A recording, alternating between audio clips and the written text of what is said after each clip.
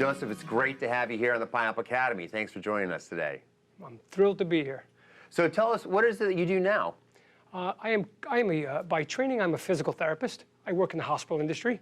I've been in the hospital industry for 3 decades now. Fantastic. And what was your first role in management in healthcare? Well, it's funny how I got into management. And it was very simple. I used one word and it got me into management, and that word was yes. And people say, how did you get into management by saying yes? Well, very simply, every time they came up with a job and they said, who in the department wants to do this? Everybody looked at their shoes and walked out of the room, and I raised my hand and said, I'll do that. And that got me into all kinds of trouble, but it took me on the path I currently am on today. So why do you say it got you into trouble? You're just being facetious, or the fact that you would stumble or make mistakes and then you'd learn by your mistakes? Oh, absolutely. I encourage any young people out there or anybody in the industry that is going to try something new, you're going to fail. If you fail, that's okay. It's don't fail the same way twice. So if you fail, get back up, learn from your mistakes, and get better at it. That's the way to learn. I had a CEO I met one time, and we had an interview. And he said to me, the first question he asked me was, how often have you failed? I said, I don't think that's a good question for an interview. He goes, no, it's a great question for an interview. I said, why is that? He said, because you haven't failed. You're not trying hard enough. You're not willing to take a risk to make things better. So I talked about failing, and got the job, and it went well. Wow. We had a great relationship together as well. That's fantastic. And so from that, so that was your first management job? Is that, would you say? In my current path. In your current path, gotcha. Throughout my life, I've had many different roles or positions, and each time I've always tried to make myself better or do more. So when you're in a working world, no matter what the job is, they always want somebody to lead. If somebody's willing to accept responsibility, they give it to you. You're not getting any money for it. You're not getting anything extra, but you have the pride of doing the job well and getting it done the way you want to get the job done. Right. And let's face it, I mean, money is not necessarily the only motivator in this world, is there? Not at all, and it hasn't been for me. The money has absolutely come over the years, but it's come with time, training, education, and the ability to lead others. When you can lead others and get them to do work and have them do work and they're happy about and they're proud of and they do a great job, it's a win-win for all of us. Right. So would you say for you, was the journey and pushing yourself about looking inward, like, oh, I have to do this, or I need more money, or I'm doing it because it's a challenge and the organization needs it, and I'm doing it because I think I can have an impact? I've always done it because it's a challenge to myself. I've always wanted to improve myself and learn, and I recommend other people do that as well. You have to step out of your comfort zone. A lot of times folks feel very good where they are. If you stay there, you can stay there for an entire career. But once you step outside that zone and you try new things and you learn new things, you become more marketable, more hireable. You learn new things, new skill sets. Right. And you become able to do different things.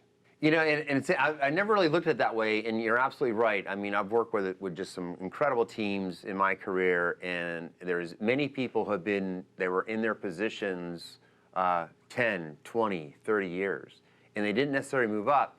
And I reflected on that many times, and I wonder, is it because the individual themselves, or did the environment not really allow them to grow? And I wonder about that. Is it sort of like being a bird in a cage, or is someone there to open the door for the bird to get out and stretch their wings? You know what I mean? It's an interesting thought. When I come to a new department, I look at the team that's currently there. There's typically some people on the beginning and the early end in their early career and late career. And you look at them and you get to know these folks and you find out what makes them tick. And you find out why someone was, for lack of a word, stagnant in their career. And I come in and I say, what can I do to make this person actively engaged in what they're doing right now? And that's a bigger challenge than trying to get some new folks excited about what they're doing, because they come in, they're fresh, they're willing to try anything. So I approach each team with a different hat on, and I try to get the best out of them. And I find that I can convert those folks by finding out what makes them tick and get them to get actively engaged and get passionate about their work again. It makes a big difference. It really does. And, it makes me think about, some of the situations that I observed or go to a conference and listen to speakers, and they talk about the generational differences, okay? And it's funny because, a lot of management in today's market in healthcare are older people. Yes. even though we have had a great resignation, and we all have seen that, but there's still a lot of older people.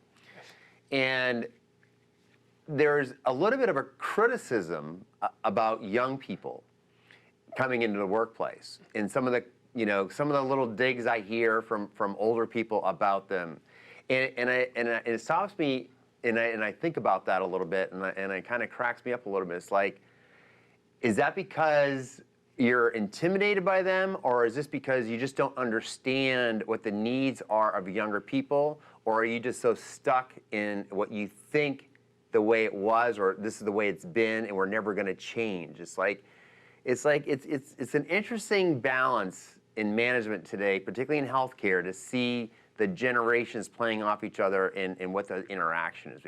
Do you have similar thoughts around that? Absolutely. I think about it all the time.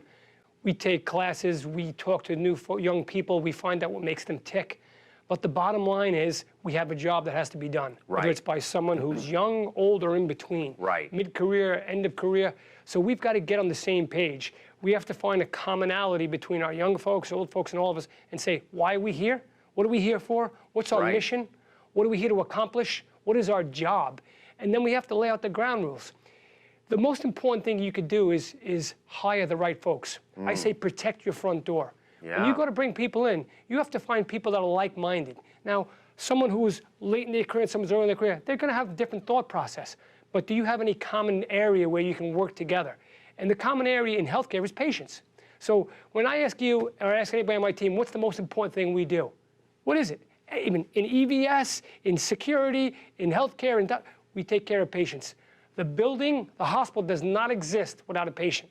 That's the source of our prime source of our revenue. It's the source of our pride. It's the source of what we do every day. So if we all rally around the patient, everything falls off there. I had heard people say this before about EVS. EVS, if the building isn't clean, it's going to be closed down. People are going to get sick. That's right. If people don't eat, they're going to be hungry. They're going to complain. If people walk in the building when not supposed to and security didn't stop them, things are going to happen. If doctors don't take care of patients, if nurses aren't there to give an IV or to do something, if the therapist isn't there to get them out of bed and walk them, everyone has their job. I don't care what age you are. If you went into that profession, go into that profession wholeheartedly and be the best you can at it. That's a great piece of advice. So in the current position that you have, tell us a little bit about what you do. I'm a physical therapist by training. I currently oversee physical therapy, occupational therapy, speech therapy on the inpatient, outpatient, and subacute side. So my job on a daily basis is to get the people in the hospital functional again. On the hospital level, we look at three things. We look at bed mobility, transfers, gait, and stairs. We're looking at the most functional level. We're trying to get people back to the minimal ability to get out of the bed, to move around, to get them to the next level of care. Sometimes that means going directly home. Sometimes it means going to a subacute facility. Sometimes it means going to a long-term care facility. So our job is to move people through the system to get them the most function out of these folks as we can. You know, you touched on speech therapy. So one of the projects that we've done at Pineapple Academy is to bring education around the new IDDSI program. Our speech therapists do two different things. One is they evaluate your swallowing reflex. Right. Can you swallow? And then two, they evaluate you cognitively. So they have two aspects. So a speech therapist wears two hats. Can you swallow, which is probably the most basic and important thing to do. Can you drink water? Can you swallow without aspirating it, going into your lungs? If that's the case, you can get past that. Okay, you're good. Now, does your brain function the way it did prior to your insult? If it doesn't, what do we need to do to get you back to that prior level of function? If you were talking to a group of young people today, after everything you've learned after 3 decades in healthcare, what are the benefits you would tell them about working in this environment? I think a hospital is the most incredible place to work. And to me, it's a city amongst itself. We have every profession in there. We have all different people. They come at all different times as shifts. It's 24/7, 365. There's always something going on. There's always activity. You can find something to eat 24 hours a day. You can find someone to talk to. There is every trade. There are plumbers. There are electricians. There are carpenters. There are doctors. There are dentists. There are architects. All different trades in one building with one purpose. We care for the patient. So it's a fun place to work. You can find your niche, and there's always activity going on. 24/7, it's a beehive of busy activity. And it's so true. And what's really great, I think, for young people is it gives you an avenue, a way to get into a safe space. And for the most part, people in healthcare are very kind, nice people. I mean, that is for sure. And yet, you can go into one department one day and get inspired by seeing something in another department, and the next thing you know, you're in a career development path or a training path to get you to the next place in the building. And then from there, you can keep going up and up. It's a very inspiring environment to be in. What I used to do as a treating therapist, I would find somebody who felt that the world was coming to the end because they have a pain in their back. Right. So after trying multiple times to get this person better and then realized that it was up here and it wasn't down here, I would take them to another part of the hospital. And I would take them and show them some young folks who had spinal cord injuries and were never going to walk again. And I would sit there and we would sit and watch the treatment for 20, 30 minutes, not say a word. And then we'd go back downstairs to our treatment spot. I never had to say what went on. Those folks, this problem went away, and then this problem went away. And they were back to normal because they realized that somebody was a little worse off than they were. We know you're involved with Destiny Training Partners. Absolutely. So you're a busy person. So how does that align with what you're doing in your current position, and what is your role at Destiny Training Partners? It aligns perfectly with my future plans. I have spent a lifetime in wearing numerous hats: student, leader, director of operations, therapist. So I have always seen myself going into the education world. This is my avenue to get into education. So I have 3 decades of knowledge from the workforce and a lifetime of education from the classroom that I want to bring together the Destiny Training Partners. And I want to put this into a format where the younger folks that are coming out can look at it and absorb it and learn it. We find with your example that 5-minute vignettes are the ultimate learning tool.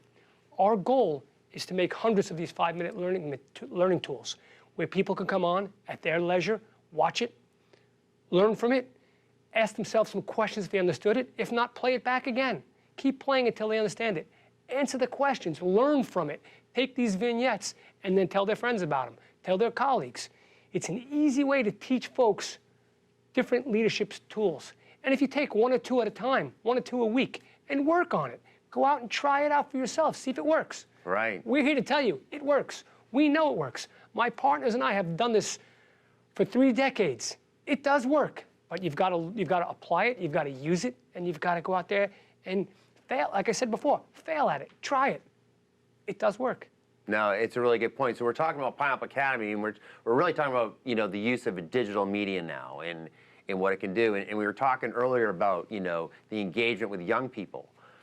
Well, the fact of the matter is young people live in a digital world, you know, and so we have to meet them there.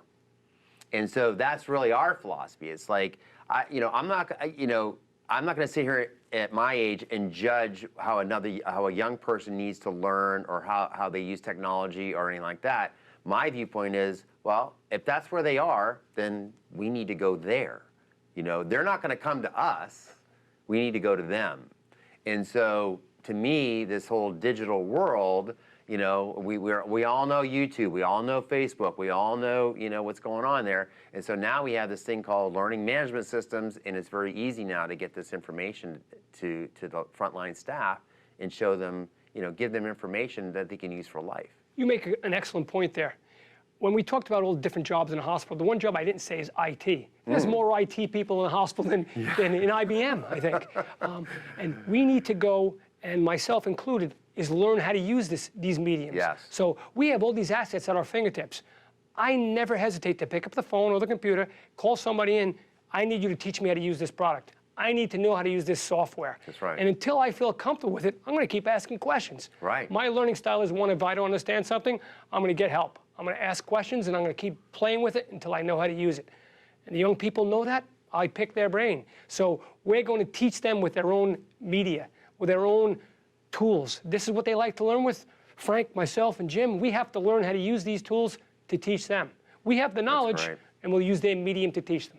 That's awesome. So last word to you, Joe. So what would you tell people about, Destiny Training Partners and the healthcare world and advice for career development? Advice for career development is any opportunity you get to learn, take advantage of it. Yeah. If your facility is offering dollars to go to college, take them. If they're offering you a class in a different state, it may not be the right time, the perfect time. Take the opportunity to learn and grow every opportunity you can. If there's somebody they need to take a class or someone needs to learn something, raise your hand and volunteer. Be that person who is a leader in your own department, and you'll go much further on in life. Destiny Training Partners is going to be here for a long time to come. Frank, myself, and Jim plan on educating the next couple generations. So we don't plan on retiring ever. We will be out there. So we look forward to talking to you and teaching you.